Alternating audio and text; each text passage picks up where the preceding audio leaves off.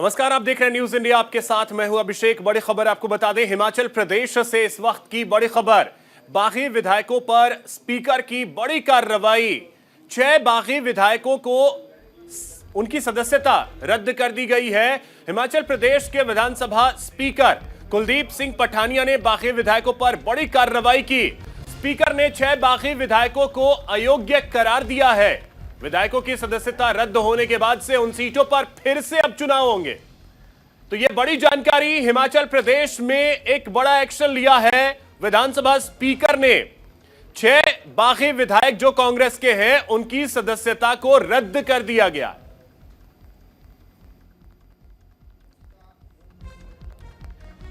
तो देखिए, हिमाचल प्रदेश में सियासत किस करवट बैठेगी, यह देखना बेहद दिलचस्प होगा। लेकिन फिलहाल कांग्रेस के 2 पर्यवेक्षक जो हैं वो इस समय शिमला में हैं। बैठकों का दौर चल रहा है। इस बीच विधानसभा स्पीकर ने एक बड़ी कार्रवाई की और आपको बता दें कि दल बदल कानून अधिनियम के तहत यह कार्रवाई की गई है। हालांकि स्पीकर ने यह कहा कि वोटिंग को लेकर के कार्रवाई नहीं की गई है, क्योंकि राज्यसभा में वोटिंग के लिए स्वतंत्र होते हैं विधायक। तो इस वजह से कार्रवाई जो हुई है वो पार्टी ने जो व्हिप जारी किया था विधानसभा में पहुंचने के लिए, तो उसका उल्लंघन करने की वजह से यह कार्रवाई की गई है। से स्क्रूटनी भी होगी। मैं ये कहना चाहूंगा कि मैंने उनको अयोग्य घोषित कर दिया है। अब वो इस माननीय सदन के सदस्य नहीं रहे। अब ये जजमेंट जो है that is for judicial scrutiny also, that will be you see, चाहे हाई कोर्ट होगी चाहे सुप्रीम कोर्ट होगी, इसकी जुडिशियल स्क्रूटनी भी होगी। मैंने अपनी तरफ से ये प्रयास किए हैं कि दोनों पार्टियों को पूरा टाइम दिया है, और मुझे इसलिए इस ऑर्डर को जल्दी करना था क्योंकि एंटी डिफेक्शन लॉ के अंदर जो इंटेंशन है उस लॉ की, और कमीशन जो लॉ कमीशन की जो रिपोर्ट्स हैं वो ये बोलती हैं कि आया राम गया राम की पॉलिटिक्स नहीं होनी चाहिए। अगर आप एज ए कैंडिडेट जब शपथ लेते हैं और शपथ लेने के बाद किसी पॉलिटिकल पार्टी का कैंडिडेट बनते हैं, तो आपको जो है उसी ही पार्टी और विचारधारा के साथ रहना चाहिए। हिमाचल प्रदेश में 6 कांग्रेस विधायकों की सदस्यता रद्द कर दी गई है। दल बदल कानून के तहत विधानसभा स्पीकर ने 6 विधायकों के खिलाफ बड़ी कार्रवाई की। इसी को लेकर कांग्रेस सांसद राजमणि पटेल से बात की हमारी सहयोगी कंचन। हिमाचल में कांग्रेस की लगातार 2 दिनों से उठापटक के बीच हमारे साथ बातचीत करने के लिए मौजूद है कांग्रेस के सांसद राजमणि पटेल। सर, हिमाचल में आपकी सरकार पर खतरा मंडरा रहा है। आज स्पीकर ने 6 बागी विधायकों को सस्पेंड कर दिया, क्या कहना चाहेंगे आप? देखिए, जो खेल हो रहा है हिंदुस्तान में, मोदी सरकार किसी भी तरह से किसी को जिंदा नहीं रहने देना चाहती। वो केवल ये चाहती है कि हमारा गुलाम बन कर के कोई रहे, और अगर अपने वैचारिक रूप से कोई विचार के आधार पर किसी दल में, किसी व्यक्ति में, किसी संस्था में जुड़ना चाहता है, तो उसको दबाया जाता है, कुचला जाता है, हर तरह से भय दिखाया जाता है, ईडी का, सीबीआई का, इस तरह से उनको दबाया जाता है। वो तानाशाही की पराकाष्ठा पर उतर आए हैं, और इसी वजह से सब इस तरह की जो गतिविधियां हो रही हैं इस देश में हो रही हैं, वहीं भर नहीं हर जगह। कहीं ना कहीं आपने बोला प्रधानमंत्री जी जिस प्रकार से ये पूरा खेल हो रहा है, लेकिन वहीं आप ही की नेता प्रतिभा सिंह, आप ही की पार्टी की नेता का कहना है कि हम तमाम 1 साल से बोल रहे थे आला कमान को कि सरकार सही से नहीं चल रही है, लेकिन कोई भी फैसला नहीं लिया गया। तो उसी का ये आज नतीजा है जो आज ये सब कुछ हो रहा है। नहीं, ये तो व्यक्तिगत विचार है। व्यक्तिगत विचार और व्यक्तिगत सुझाव किसी के हो सकते हैं, और आला कमान जो है तो एक व्यक्तिगत विचार के आधार पर सारी चीज़ों का मूल्यांकन करता है, विचार करता है, उसके पास कोई निर्णय ले लिया जाता है, और वो निर्णय सामूहिक तरीके से जो पार्टी का निर्णय होता है उसमें कोई ज़रूरी नहीं है कि सारे एक मत हो। किसी का मत भिन्नता हो सकती है, तो व्यक्तिगत उनके विचार हो सकते हैं जो चाहती थी कि नहीं हुआ हो, लेकिन इस तरह के मसले पर विचार विमर्श के बाद पार्टी निर्णय लेती है। लेकिन संदेश खाली केस में शेख शाहजहां टीएमसी के जो नेता है उन्हें गिरफ्तार किया है और 10 दिन की रिमांड पे भेजा है। टीएमसी के साथ आपकी पार्टी कहीं ना कहीं इंडिया गठबंधन में है, समझौता करने वाली है, क्या कहना चाहिए? ये समझौता जो होता है व्यक्तिगत समझौता नहीं होता, व्यक्तिगत कोई किसी तरह का हो सकता है, किसी की जांच हो सकती है, केस हो सकता है। दूसरा मुद्दा समझौता जो होता है मुद्दों का होता है, समझौता हो जाए पार्टी का होता है, सिद्धांतों का होता है, तो उसके आधार पर समझौता करने का प्रयास चल रहा है। और जो व्यक्तिगत इस तरह की कार्रवाइयाँ हैं, जो उचित होगा उसके आधार पर कार्रवाई होगी, गलत होगा उसका विरोध किया जाएगा। बहुत बहुत धन्यवाद हमसे बातचीत करने के लिए। कैमरा पर्सन भूषण के साथ मैं कंचन, न्यूज़ इंडिया। यहां रुकेंगे एक छोटे से ब्रेक के लिए।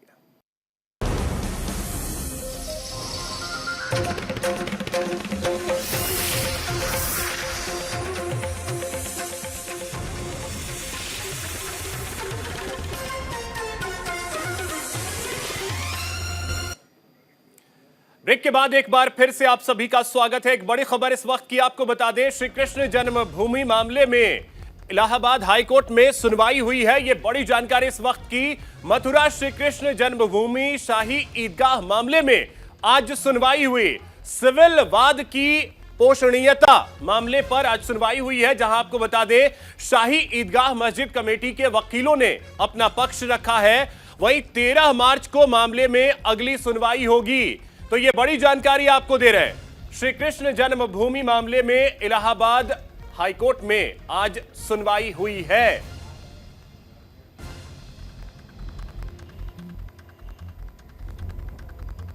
तो 13 मार्च को मामले की अगली सुनवाई होनी है।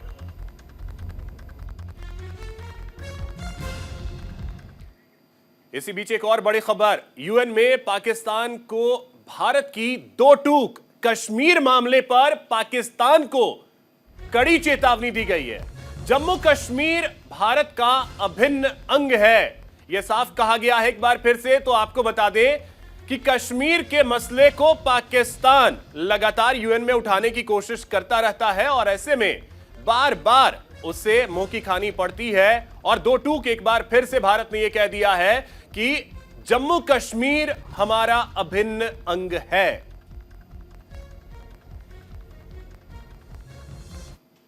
Constrained with regard to the extensive references to India made by Pakistan, we note that it is deeply unfortunate for the Council's platform to have once again been misused to make patently false allegations against India. We are constrained to respond, but as we don't wish to similarly waste the Council's time, we will make only 1993 serial blast से जुड़ी एक बड़ी खबर आपको बता दें। टाडा अदालत ने बड़ा फैसला सुनाया है और मुख्य आरोपी अब्दुल करीम टुंडा को बरी कर दिया गया। सबूतों के अभाव में आरोपी को बरी किया गया है। यह बड़ी जानकारी इस वक्त की आपको दे रहे हैं। साल 1993 का सीरियल ब्लास्ट मामला और उस मामले में टाडा अदालत का एक बड़ा फैसला सामने आया, जिसमें मुख्य आरोपी अब्दुल करीम टुंडा को बरी कर दिया गया है। सबूतों के अभाव में उसे बरी किया गया।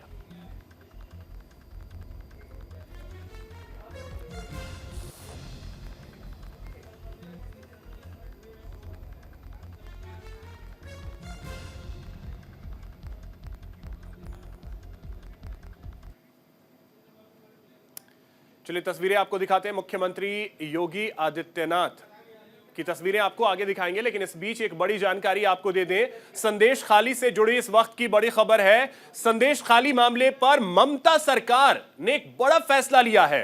संदेश खाली मामले की जांच अब सीआईडी करेगी। आज ही मुख्य आरोपी शाहजहां शेख की गिरफ्तारी हुई और अब जो जानकारी मिल रही है, इस मामले की जांच सीआईडी करेगी।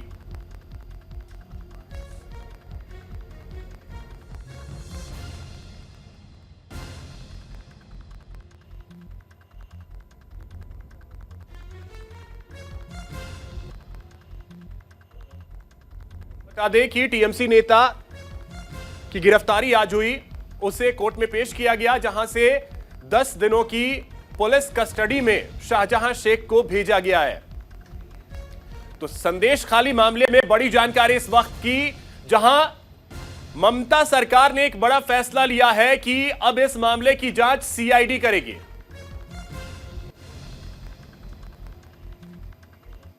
यहां रुकेंगे एक छोटे से ब्रेक के लिए।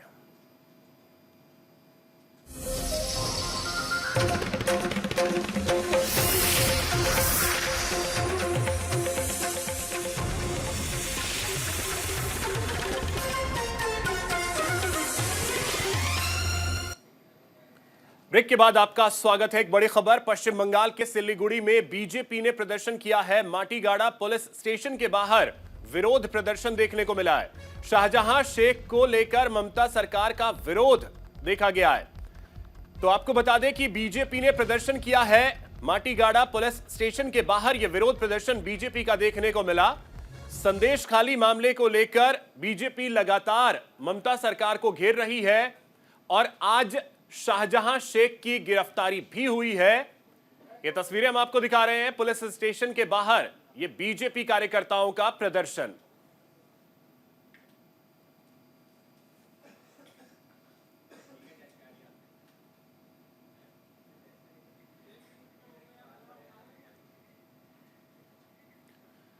दिल्ली से एक बड़ी खबर, सूत्रों के हवाले से यह खबर है, दिल्ली कांग्रेस स्क्रीनिंग कमेटी ने आला कमान को नाम भेजे। लोकसभा चुनाव को लेकर आला कमान को लिस्ट भेजी गई है।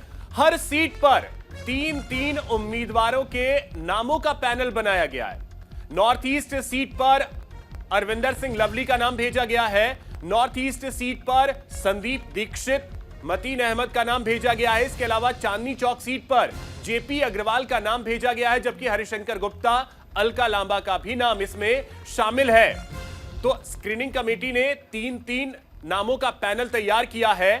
दिल्ली में जो सीट शेयरिंग का फॉर्मूला तय हुआ आप और कांग्रेस के बीच, उसमें 3 सीटें कांग्रेस के खाते में आई हैं और उन 3 सीटों को लेकर के स्क्रीनिंग कमेटी ने 3-3 नामों का पैनल तैयार किया है।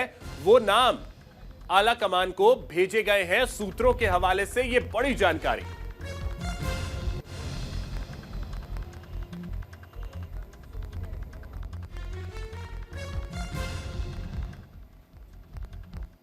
एक और बड़ी जानकारी, अगस्ता वेस्टलैंड वीवीआईपी हेलीकॉप्टर घोटाला मामले से जुड़ी एक बड़ी खबर। 3600 करोड़ का हेलीकॉप्टर था, माफ कीजिएगा, हेलीकॉप्टर खरीद घोटाला था। आरोपी क्रिश्चियन जेम्स मिशेल की जमानत याचिका खारिज कर दी गई है। राउज एवेन्यू कोर्ट ने जमानत याचिका को खारिज कर दिया है।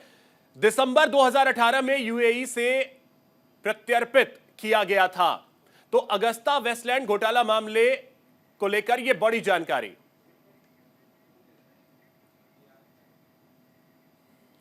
वक्त एक ब्रेक का है।